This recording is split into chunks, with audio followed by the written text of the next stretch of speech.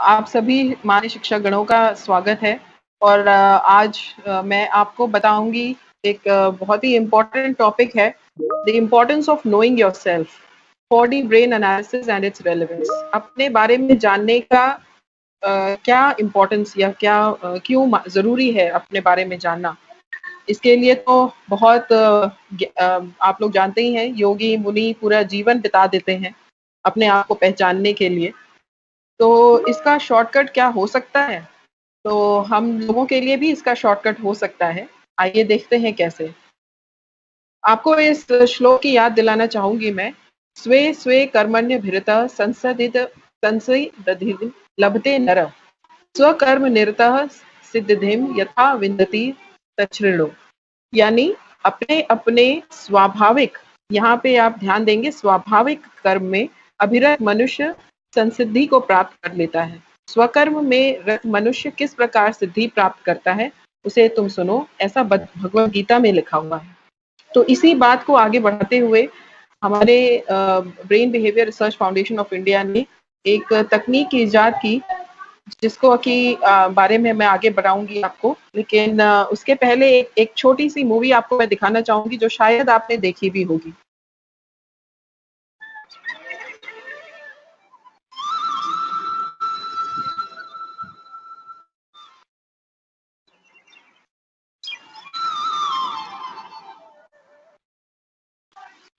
अरे त्रिलोकी चाचा, आज सुबह सुबह ही सारे पैसे लुटा रहे हो। पैसे लुटा रहे हो मतलब दिखता नहीं है खाद डाल रहा हूँ। नाराज मत हो चाचा, ये बताओ खाद डालने से पहले अपनी मिट्टी से ये पूछा कि उसको कौन सी खाद चाहिए। लो बताओ, भला मिट्टी कब से बोलने लगी। चाचा, अगर मिट्टी की जांच करवाओगे तो मिट्टी बहुत कुछ बोलेगी। मिट्टी की जांच? लेकिन उससे मेरा क्या फायदा। आपको 3 फायदे होंगे। पहला फायदा, आपको पता चलेगा कि मिट्टी में कौन से पोषक तत्व मौजूद हैं और कितनी मात्रा में, और अगली फसल के लिए कौन से पोषक तत्वों की कमी है। यानी अब आप सिर्फ वही खाद डालो जिसकी मिट्टी को जरूरत है और फालतू खाद खरीदने का खर्चा बचाओ। अरे वाह। और दूसरा फायदा, मिट्टी की जांच के बाद आपको ये भी पता चलता है कि आपके खेत के लिए कौन कौन सी फसल सबसे ज्यादा उचित है, यानी आपको सबसे अच्छी पैदावार किन फसलों से मिलेगी। ये तो सच में काम की बात है। तीसरा फायदा भी बताओ। तीसरा फायदा सबसे प्यारा है। मिट्टी की जरूरत अनुसार खाद डालने से आपकी मिट्टी का उपजाऊपन यानी उर्वरा शक्ति लंबे समय तक बनी रहती है और आपकी आने वाली कई फसलों को इसका लाभ भी मिलता है। मान गए गुरु। तो ये एक छोटी सी मूवी थी जिसमें आप ये सोच रहे होंगे कि इसको दिखाने का तात्पर्य क्या है। यहीं पे हमारा 4D ब्रेन एनालिसिस काम आता है। जैसे इसमें चाचा को वो बोल रहे थे कि आप अपनी मिट्टी की जांच करवा के ये पता करिए कि आपकी मिट्टी में कौन सी फसल सबसे अच्छी उग सकती है। उसी तरीके से 4D ब्रेन एनालिसिस वो तकनीक है जिससे हम ये जान सकते हैं कि जो बच्चा है उसका मस्तिष्क किस चीज़ के लिए बना हुआ है। उसको पढ़ सकता है ज़्यादा अच्छे से, किस तरीके से पढ़ सकता है ज़्यादा अच्छे तरीके से, और उसके में क्या कमियाँ हैं जिसको कि थोड़ा बहुत सुधार के हम उसको और बेहतर बना सकते हैं। और आप लोगों को दिखाने का तात्पर्य यही है क्योंकि ही उस किसान के समान हैं जो इन बच्चों को पाल-पोस के या उनके दिमागों को पाल-पोस के बड़ा करते हैं। तो in today's era we are concerned about the soil testing. हम आज जो है सरकार ये सॉइल टेस्टिंग वाला कॉन्सेप्ट लेकर आई है, तो हम ब्रेन टेस्टिंग की बात क्यों नहीं करते? हमारे यहाँ इतनी बड़ी पॉपुलेशन है, हमारा कंट्री में युवा शक्ति सबसे ज़्यादा पूरे विश्व भर में 65% युवा शक्ति हमारे देश में पाई गई है। तो अगर ये ठीक से इनको हम सींचेंगे नहीं, इनको ज्ञान रूप जो हम दे रहे हैं वो उनके ब्रेन के हिसाब से अगर नहीं होगा, तो आप भी समझ सकते हैं कि उससे कितना ज़्यादा नुकसान होता है। क्योंकि अगर आप हाथी को, एक बहुत ही कॉमन एग्ज़ाम्पल दिया जाता है, हाथी को अगर आप अंदर की तरफ पेड़ पे चढ़ने के लिए बोलेंगे तो वो चढ़ पाएगा? क्योंकि वो उसके स्वभाव में ही नहीं है। तो ये 4D ब्रेन एनालिसिस क्या है, इसके बारे में आपको थोड़ी-सी जानकारी देती हूँ मैं। उसके लिए एक ये छोटी-सी हमारी मूवी है जिसमें आप देखेंगे, इसको मैं थोड़ा-सा फ़ास्ट फॉरवर्ड कर दूँगी।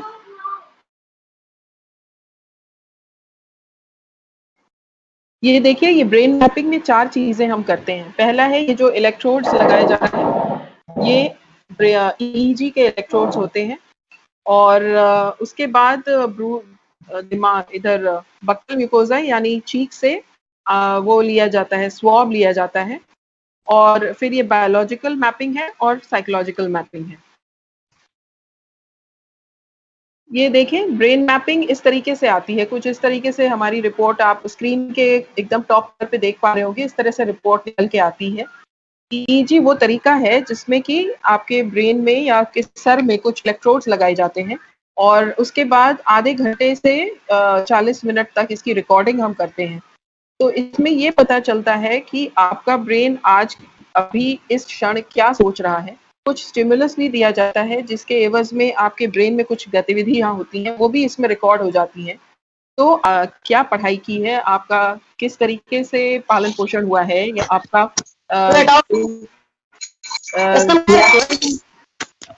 जो रिएक्शन का तरीका है वो क्या है, आप क्या सीखा है, जो लर्निंग बिहेवियर है या लर्निंग इंटेलिजेंस है, वो ईईजी से पता चलता है।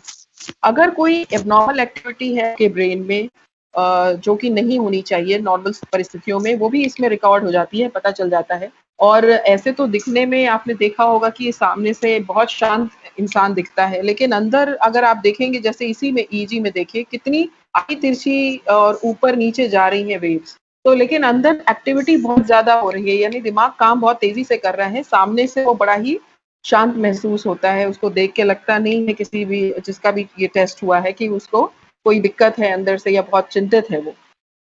तो इस ईईजी की वजह से हमें जो उस जिसका भी हम करते हैं उसका जो मेंटल स्ट्रेंथ है यानी उसका जो प्रतिभा है, उसकी विलक्षण प्रतिभा क्या है उसके दिमाग की और उसकी कमज़ोरियाँ क्या-क्या हैं, वो सारी चीज़ें हमको पता चलती हैं। जहाँ पे ज़्यादा एक्टिविटी हो रही है, कहाँ पे कम एक्टिविटी हो रही है, जो कि स्टैंडर्ड के हिसाब से अगर ऊपर-नीचे है, तो वो हमें ईईजी से पता चलता है। एक नया इन्वेस्टिगेशन है जिसे फंक्शनल एमआरआई भी कहते हैं और इस फंक्शनल एमआरआई से भी हमें ये पता चलता है कि कहाँ पे कोई रिस्पॉन्स देने में जैसे कुछ हमने आपको सुनने के लिए दिया, कुछ हमने पढ़ने के लिए दिया, तो कौन-कौन से ब्रेन के एरियाज़ में ब्लड फ्लो आपका ज़्यादा हुआ, वो फंक्शनल एमआरआई से पता चलता है। फिर हम दूसरा टेस्ट करते हैं डीएनए मैपिंग। डीएनए मैपिंग आप जानते हैं, आपने ब्लड टेस्ट अक्सर करवाया होगा और ब्लड टेस्ट में आपका जो हीमोग्लोबिन है, जो आपका ब्लड ग्रुप है, सबसे पहले ब्लड ग्रुप हम देखते हैं। तो ब्लड ग्रुप अगर एक बार जो आ गया आपका वो ज़िंदगी भर वही ब्लड ग्रुप रहेगा। उसी तरीके से डीएनए मैपिंग में जो आपका जेनेटिक आईक्यू है, ये वो आईक्यू है या वो इंटेलिजेंस क्वोटिएंट है जिसको लेकर आप पैदा हुए हैं। और आप इसको और कितना अच्छा बढ़ा पाते हैं, ये जेनेटिक आईक्यू नहीं चेंज होगा। जो आपने इस जेनेटिक आईक्यू के ऊपर जो एजुकेशन लिया है और जो आपने प्रैक्टिकल एक्सपीरियंसेस किए हैं, वो जाके आपका फिर फंक्शनल आईक्यू बनाता है। इस डीएनए मैपिंग से हमें डिप्रेशन का स्तर भी पता चलता है। आपको मैं बता दूँ कि डिप्रेशन, शिज़ोफ्रेनिया और बाइपोलर डिसऑर्डर्स ये जेनेटिक बीमारियाँ हैं। यानी पहले जैसे कि मेंटल हेल्थ के ऊपर बहुत ज़्यादा ध्यान नहीं दिया जाता था, तो कई बार डिप्रेशन जो है वो अनडायग्नोज़ चला जाता है यानी अवसाद अनडायग्नोज़ चला जाता था और वो एक से दूसरी पीढ़ी में ट्रांसमिट हो जाती थी वो चीज़। आज की डेट में हम पता लगा सकते हैं कि अगर ये मैपिंग डीएनए करवाने से अगर किसी का डिप्रेशन जीन हाई रिस्क का आया है, इसका मतलब उसको डिप्रेशन में जाने की टेंडेंसी है। ऐसे में हम उस इंसान को पहले से चेता सकते हैं और अगर बच्चा है तो उसके माँ-बाप को ये हम बता सकते हैं कि इसके अंदर अवसाद बहुत और ये अवसाद गहन लेवल का अवसाद होगा, सीवियर डिप्रेशन होने का टेंडेंसी ज़्यादा है। तो कैसे उसको हैंडल किया जाए कि ऐसी परिस्थिति आने ही ना दें कि उसको वो सीवियर डिप्रेशन में जाए, तो प्रिवेंशन हो जाए। उसी तरीके से शिज़ोफ्रेनिया का भी है। शिज़ोफ्रेनिया भी एक मानसिक बीमारी है जो कि क्यूरेबल नहीं होती, जेनेटिक होती है। तो अगर इस ऐसे सर्कमस्टेंसेस को हम शिज़ोफ्रेनिया में डेवलप होने से पहले ही अगर हम बता दें और माँ-बाप जो हैं या जो अगर एडल्ट है तो वो अपने लेवल पे ही अगर वो प्रिकॉशंस ले लें, तो ये कंडीशन डेवलप ही नहीं होगी क्योंकि एक बार ये डेवलप हो गई तो इसका क्योर कर पाना मुश्किल होता है।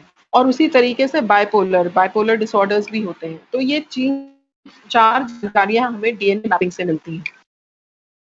साइकोलॉजिकल मैपिंग हम करते हैं, जैसे कि आपने नॉर्मली देखा सुना भी होगा कि करियर काउंसलिंग के लिए भेजते हैं आप स्टूडेंट्स को, तो वो लोग कई सारे क्वेश्चंस एक पूरा देते हैं शीट, उसको आंसर करते हैं, उसके हिसाब से आपका करियर बताते हैं।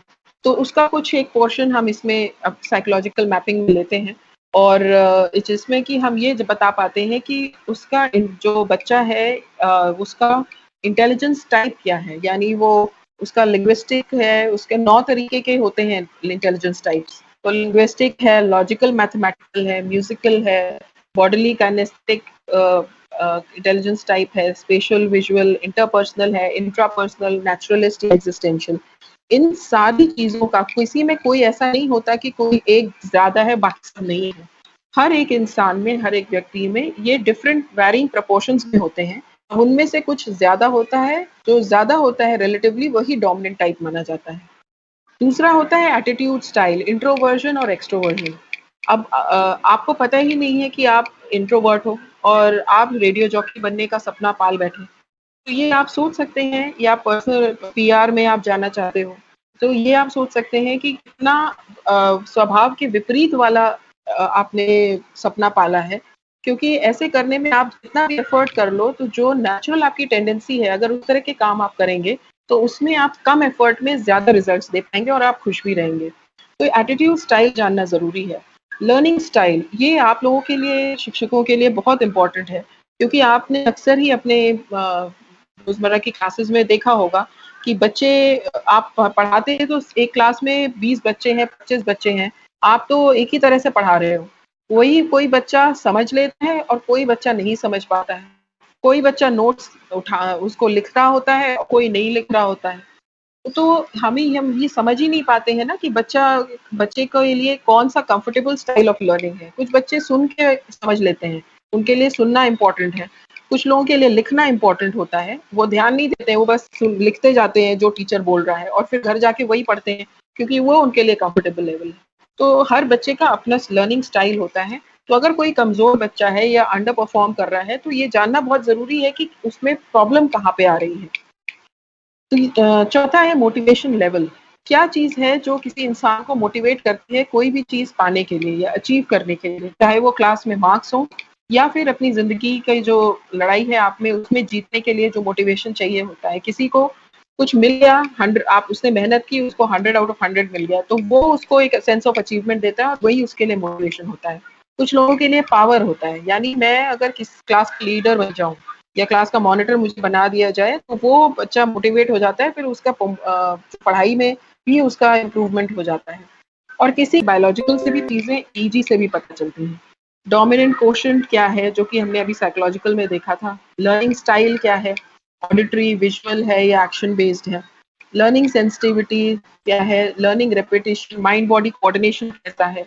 तो यानी वो अच्छा खिलाड़ी बनने के लायक है या मैनेजर बनने के लायक है या एक एम्प्लॉयी बनने के लायक है, ये सारी चीज़ें बायोलॉजिकल मैपिंग से मिलती हैं। तो जब हमारे पास ये चारों टेस्ट का इन्फॉर्मेशन आ जाता है, तो एक रिपोर्ट हम बनाते हैं और उस रिपोर्ट को हमने ब्रेन कार्ड का नाम दिया है, उसका एक समरी मैं आपको आगे स्लाइड में दिखाऊँगी। लेकिन ऐसा अगर एक कोई स्टूडेंट ये टेस्ट करवाता है, तो उसको क्या फ़ायदा होता है इन टेस्ट से? सबसे पहले तो उसको अपना जेनेटिक आईक्यू पता चलता है और वो क्यों इम्पोर्टेंट है, वो इसलिए इम्पोर्टेंट है कि आप जानते हैं कि हर एक माँ-बाप आजकल ये चाहते हैं कि उसका बच्चा टॉप पे, जो एवरेज यहाँ मैं बता रही हूँ। अब आप लोग जिन-जिन आप लोगों का जो परिवेश है, उसमें तो ये होता होगा कि पढ़ ले तो बहुत है, शायद इतने जागरूक माँ-बाप नहीं होंगे। लेकिन बहरहाल कुछ ना कुछ, जैसे बताया डॉक्टर सर्वेश जी ने कि आजकल अच्छे फैमिलीज़ के लोग भी आते हैं, तो आपने तो बोल दिया कि तुम टॉप क्यों नहीं करते और उसको बोल दिया तो तुम 4 बजे उठ के पढ़ो, तुम इतने घंटे पढ़ो। अरे आप पहले उसका जेनेटिक आईक्यू तो देख लो। अगर उसका बेसलाइन ही कमज़ोर है, अगर बेसलाइन जेनेटिक आईक्यू ही कमज़ोर है, तो आप उसको पढ़ा-लिखा के, मार-मार के कितना भी कर लोगे, तो कितना आगे बढ़ा पाओगे। उसी जगह अगर किसी का जेनेटिक आईक्यू अच्छा है, तो उसको आपने थोड़ा-सा, कहते हैं ना, सहारा दिया और आप वो बहुत अच्छा परफ़ॉर्म करेगा। तो इससे पता चलता है कि किसके ऊपर कितना प्रेशर डालना है। ऐसा नहीं कि आपने स्टूडेंट के ऊपर बहुत प्रेशर डाल दिया और वो बेचारा डिप्रेशन में चला गया और वो जो कर सकता था वो भी ना करके वो कहते हैं कुछ नहीं बन पाया इसी चक्कर में। तो इसलिए ये जानना ज़रूरी है। उसका लर्निंग स्टाइल बच्चे का क्या है ये भी जानना ज़रूरी है। अगर वो परफ़ॉर्म नहीं कर पा रहा है लेकिन उसका आईक्यू अच्छा है, तो कहीं न कहीं उसको दूसरे तरीके से सिखाना पड़ेगा।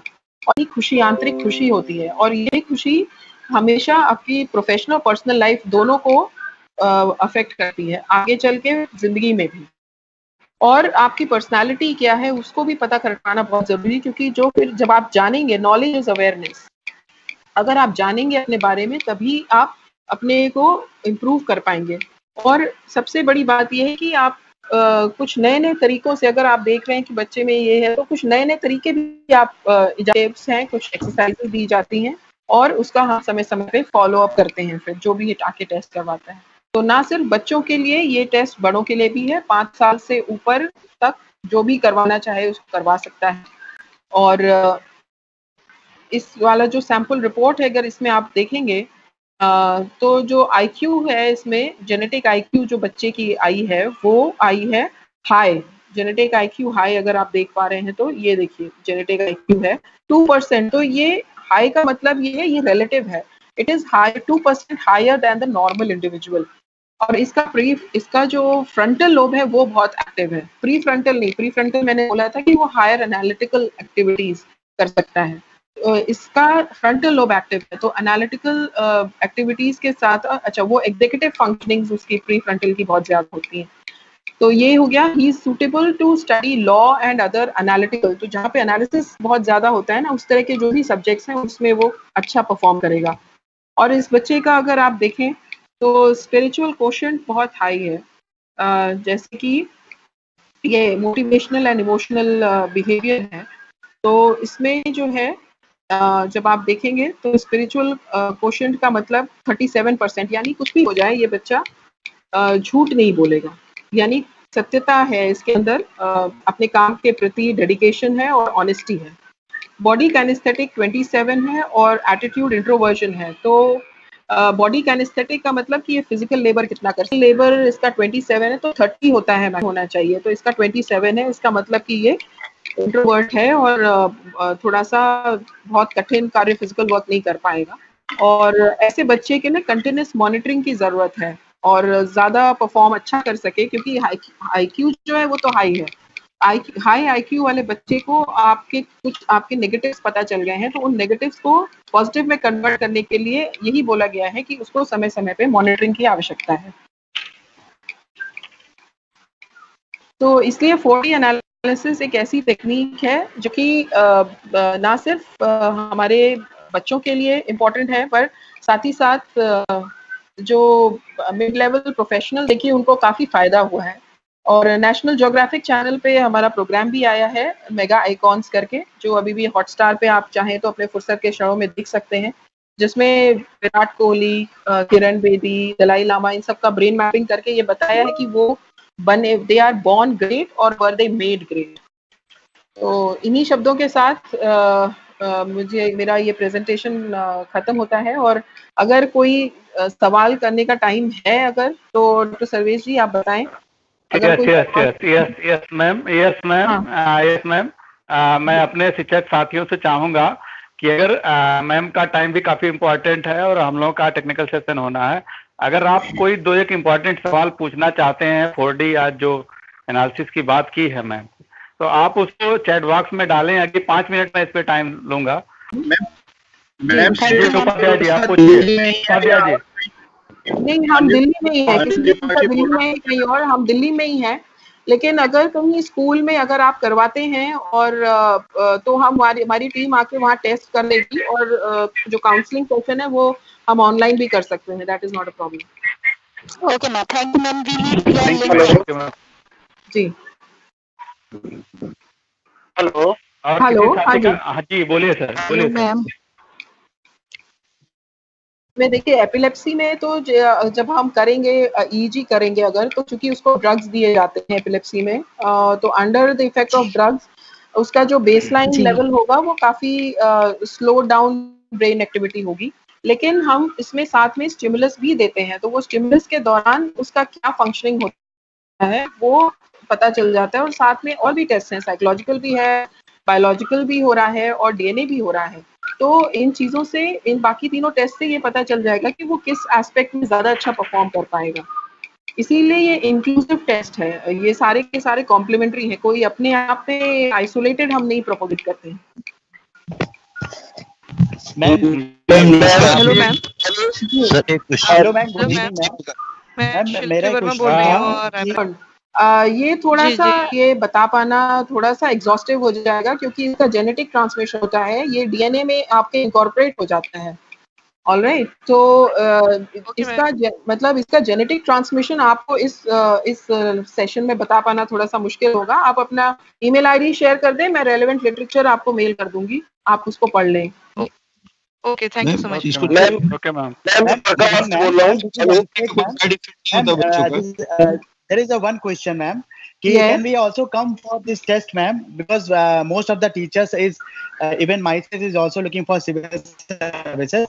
Can we also come for brain map test, ma'am? Of course. Like I told you, this test is for 5 years and above. I got my child tested at the age of 6 years because he was not able to sit properly. वो sit properly in the sense कि वो चंचल बच्चे होते हैं ना, आप EEG लगाओगे तो उसमें बैठना पड़ता है थोड़ा 40 मिनट्स। तो वो जब समझदार बच्चा कोई अगर बैठ सकता है तो वो 5 साल में हम उसे कर देते हैं। और इसके अलावा आप उसके बाद किसी भी एज में हमारे पास 40, 45, 50, 60 साल के लोग भी आते हैं क्योंकि वो जानना चाहते हैं कि वो उन्होंने अपना जो पोटेंशियल है उसको फुलफिल किया कि नहीं किया अपनी जिंदगी में। मैम ये हर जगह टेस्ट हो जाता है? नहीं, ये टेस्ट अभी तो दिल्ली में ही अवेलेबल है। कहीं और पे अगर हमें जैसे स्कूलों में ग्रुप हमें अगर 100 का ग्रुप मिल जाता है तो हम वहाँ पे जाके टेस्ट कर लेंगे और फिर ऑनलाइन काउंसलिंग कर लेंगे। ऐसा हम करते रहे हैं। जी मैम, मैं ये जानना चाह रहा हूँ कि ऑटिज्म के बच्चों के लिए ये फ्रूटफुल होगा? बिल्कुल, अभी जैसे मैंने बताया मैम को, ऑटिज्म के लिए तो ये हमने इसमें काम किया हुआ है। यहाँ पे एक संस्था है उड़ान, तो इससे क्या पता चलता है कि जो बच्चे का डैमेज्ड नेटवर्क है ब्रेन का, वो कितना डैमेज्ड है, कहाँ पे डैमेज्ड है।